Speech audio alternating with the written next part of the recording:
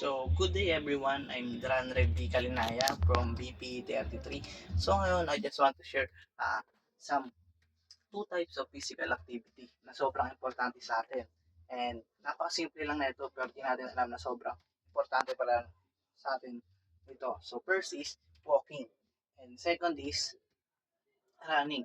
So, kung isipin na man natin is sobrang simple lang na ito pero di natin alam kung gaano kalaki yung benefits nito para sa atin. So, ano nga ba yung benefits ng walking and running? So, of course, mas lalo na itong napapalakas yung puso natin and mas naiiwas tayo sa mga sakit like heart attack ay napapalakas din yung lungs natin ito. And of course, napapalakas din nito yung natin yung buto natin and yung cardiovascular natin.